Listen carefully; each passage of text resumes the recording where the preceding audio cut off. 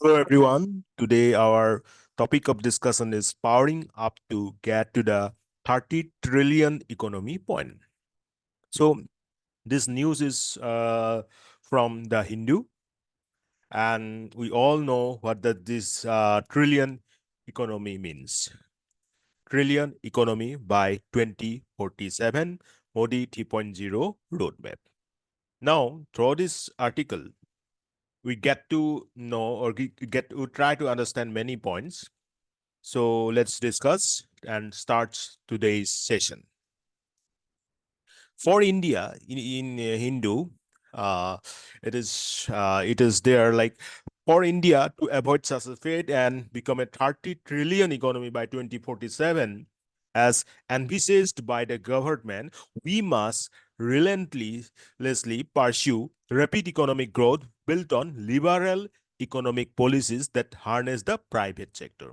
So হিন্দুত যিখিনি আমাৰ যিটো মানে আৰ্টিকেলটো তাত কৈছে যে আমাৰ এইটো যিটো এইম আছে 30 ট্ৰিলিয়ন ইকনমি বাই 2047 ওকে তাৰ কাৰণে আমি বহুত ইকনমিক গ্ৰোথ কৰিব লাগিব ৰেপিড ইকনমিক গ্ৰ' আৰু that should be on liberal economic policies which harness the private sectorটো বহুত আমাৰ ইম্পৰ্টেণ্ট হয় নাও তাৰ লগতে আমাৰ কেইটামান ইম্পৰ্টেণ্ট পইণ্টছ যিখিনি জানিবলগীয়া হৈছে যে India has 7% plus GDP growth rate okay and this is the fastest growing economy in the world আৰু এই চেঞ্চুৰীটো কোৱা হৈছে ইণ্ডিয়াছ চেঞ্চুৰী okay now আমাৰ এইমটো আমি গম পালো 2047 লৈকে কিমান আছে 30 ট্ৰিলিয়ন ইকনমি ৰাইট ইয়াক আমি এটা প্ৰজেক্টৰ লগত ৰিলেট কৰিব পাৰো হেতু হৈছে vision India 2047 vision India @2047 and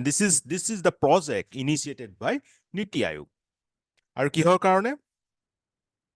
কাৰণে হৈছে to create a blueprint for India's development in the next 25 years right so আমাৰ যিটো এইটো এইমটো আছে সেইটো আসলতে নীতি আয়োগৰ এটা ভিজন হয় এটা প্ৰজেক্ট হয় vision India 2047 Now, a project to aim to key to make India a global leader in innovation and technology, a model of human development and social welfare, and a champion of environmental sustainability. So, আমি ইণ্ডিয়াখনক ইনোভেশ্যনৰ ক্ষেত্ৰত right বহুত আগবঢ়াই লৈ যাব লাগিব global leader বনাব লাগিব সেইটোৱে হৈছে এই প্ৰজেক্টটো এইম যাৰ কাৰণে যিমানখিনি ডেভেলপমেণ্ট হ'ব হিউমেন এণ্ড ছ'চিয়েল ৱেলফেয়াৰৰ হ'ব তাত কিন্তু আমি এনভাইৰমেণ্টেল ছাষ্টেইনেবিলিটিৰ ওপৰত ফ'কাছ কৰিম and what is the objective achieving a USD মানে ইউনাইটেড ষ্টেটছ ডলাৰতে আমি এইটো মেজাৰ কৰিছোঁ obviously 30 trillion economy with a per capita income of USD 18,000 to 20,000 and a strong public finances and a robust financial sector. Okay? Now, IMF-ৰ কিছুমান projection আছে IMF মানে হৈছে international monetary fund আমি জানো আৰু সেই প্ৰজেকশ্যনৰ মানে যিমানখিনি আছে তাৰ ভিতৰত ইম্পৰ্টেণ্টটো হৈছে যে ইণ্ডিয়াটো আমাৰ এতিয়া প্ৰথম কি হৈছে 5th লাৰ্জেষ্ট ইকনমি হৈছে ৰাইট চ' প্ৰথম যিটো আমাৰ প্ৰজেকশ্যন সেইটো হৈছে India is currently the 5th largest economy in the world US dollar terms and it projects that India will be the 3rd largest economy by 2027 এতিয়াটো 5th আছে আৰু 2027 IMF-ৰ মতে ইণ্ডিয়া হৈ পৰিব তৃতীয়খন ডাঙৰ economy India has registered the highest growth rate amongst G20 countries, surpassing China's for 2 successive years. The highest growth rate to মানে চাইনাকো পাছ পেলাই successive এই 2 বছৰতে ইণ্ডিয়াই ওপৰত আছে highest growth rateৰ তুলনাত okay highest growth rate আমাৰ ইণ্ডিয়া সবতকে ওপৰত আছে now IMS historical data shows that India took 6 decades মানে কেতিয়াবা গম পায় 1947ৰ পৰা 2007 লৈকে কিমান সময় ললে to cross the $1 trillion GDP mark in 2007 that is 1.2 trillion now it took just 7 years to become 2 trillion economy in 2014 so প্ৰথম যিটো $1 trillion সেইটো কাৰণে কিমান সময় ললে দেখিলে 6 decades 1947 পৰা 2007 কিন্তু মাত্ৰ 7 বছৰতে ইণ্ডিয়া এটা 2 ট্ৰিলিয়ন বনি গ'ল 2014 চনত অ'কে 2007লৈকে 1.2 ট্ৰিলিয়ন আছিলে 2014 চনত হৈ গ'ল 2 trillion it added another 1.2 trillion by 2021. Now, if India hits the IMF projected figure of 5.2 trillion by 2027, it would be adding 2 trillion in just 6 years. গম পাইছে? So, এইখিনি IMF projection. Now, let's see the backgrounds of India's economic development.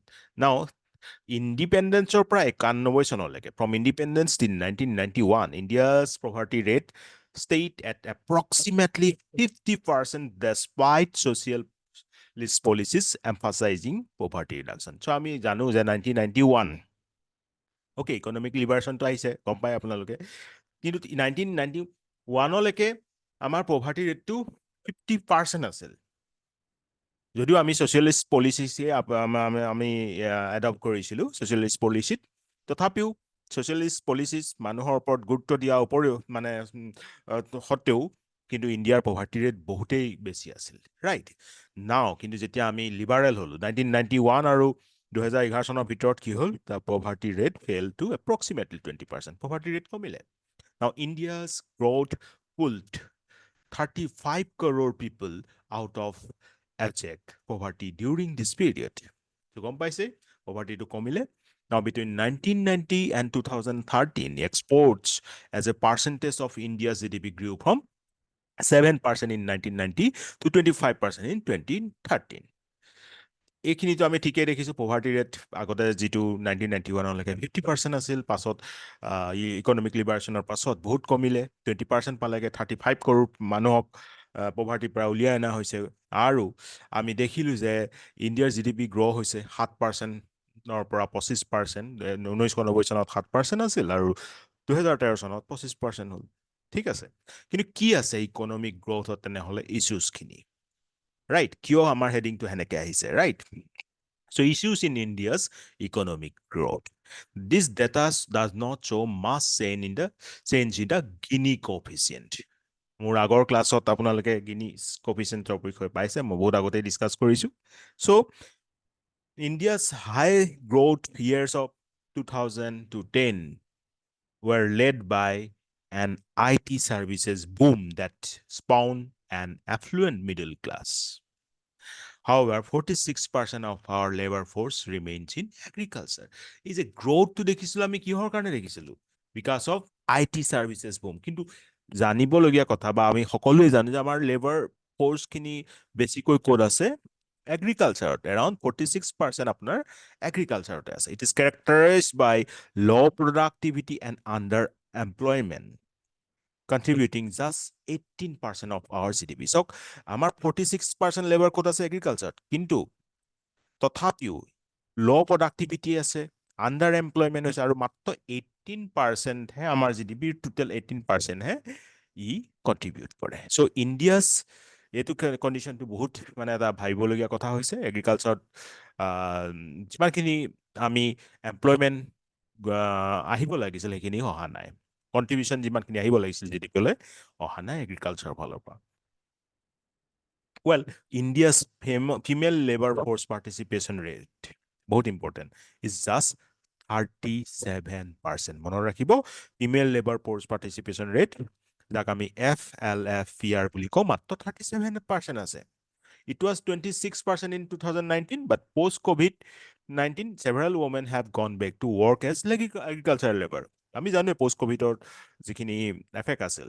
বহুত মানুহ বহুত ladies কি হ'ল agriculture লেভেললৈ গুচি আহিল right FLFER in China Vietnam Japan এইবিলাকত কিমান আছে গম পায় 60 to 70% লৈকে বহুত বেছি আৰু আমাৰ মাত্ৰ কিমান আমি গম পালো এতিয়া জাস্ট বিফোৰ কোভিডটো ঠিক আছিলে কিন্তু আফটাৰ কোভিড বহুতেই কমি আহিলে ৰাইট অ'কে আৰু কি বুলি কয় মানে বেছিভাগেই ঘূৰি আহিব কভিডৰ পাছত কি হ'ল যে ঘৰৰ কাম বন বা আপোনাৰ খেতি মানে এগ্ৰিকালচাৰ ৰিলেটেড কামলৈ হে গুচি আহিলে চ' ইণ্ডিয়াৰ বহুত কম যিহেতু নাইবাৰিং কাউণ্ট্ৰিজ আছে চাইনা, ভিয়েটনাম, জাপান এইবিলাক বহুত আগত আছে 60 to 70%. Now, India's economy, working age population size 950 million, only half of whom are employed. যদিও আমি জানো এটা ভাল আমাৰ ৱৰ্কিং এজ পপুলেশ্যন আমাৰ এতিয়া য়ং হেৰি আছে, য়ং জেনেৰেশ্যনটো বেছি আছে, মানে চৰি য়ং নাম্বাৰটো বেছি আছে মানে, ৰাইট? কিন্তু তথাপিও কি হৈছে, only half of them are employed. Economic growth of South Korea, Taiwan, Japan and Vietnam, যাক আমি এছিয়ান টাইগাৰ্ছ বুলি কওঁ, South Korea, Taiwan, Japan and Vietnam, এইবিলাকৰ কিন্তু বহুত কি হৈছে, low' skilled employment intensive manufacturing with a strong focus on এক্সপৰ্টৰ ওপৰত বেছি গুৰুত্ব দিছে. They regularly achieve double-digit growth between 1960 to 90. Economic policy focus on rapid export-oriented industrialization. It was premised that growing exports require focusing on your advantages while being receptive to imports in other areas. ঠিক আছে, এয়া হৈছে আমাৰ ওচৰ চুবুৰীয়া country কেইখনৰ কথা. Now, import tariffs and their impact. They will disadvantage Indian manufacturers, say mobile phone maker who has to import components from China.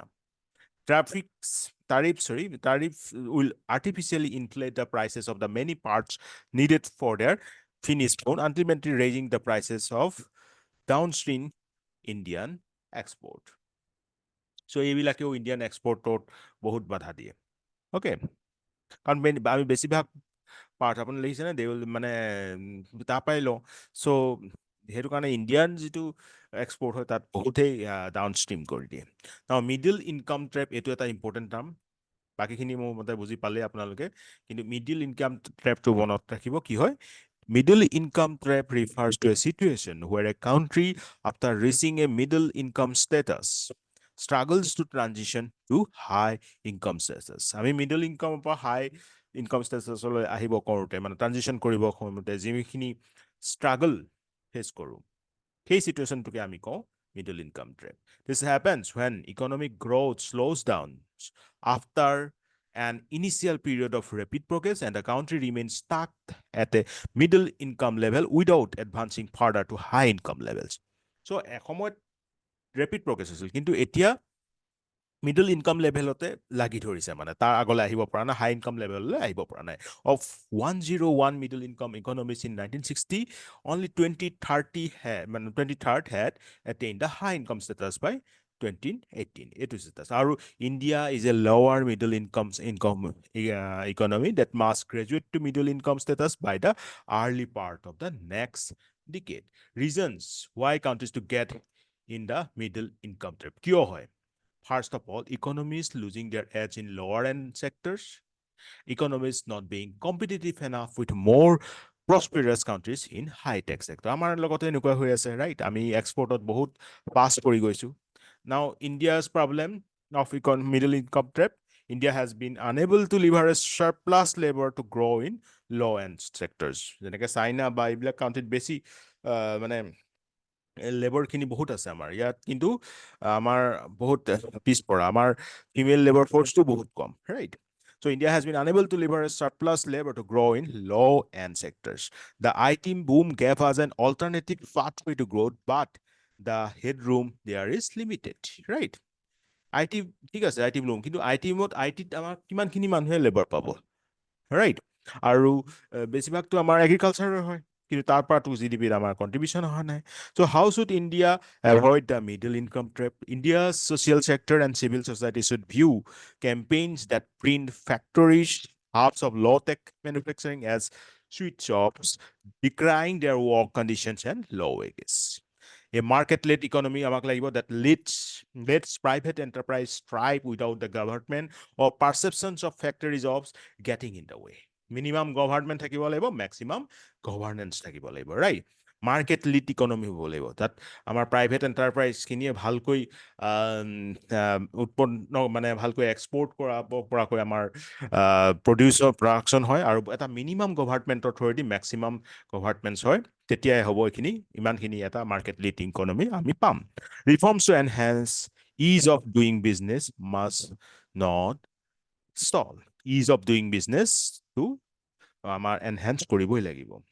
আৰু ইয়াত যদি আমি ৱে ফৰৱাৰ্ডৰ কথা কওঁ, India tries to capitalise on the China plus one movement to attract global manufacturers and their supply chains and further augment its exports. আমি China plus one মুভমেণ্টৰ কথা আগতেও ডিছকাছ কৰিছোঁ।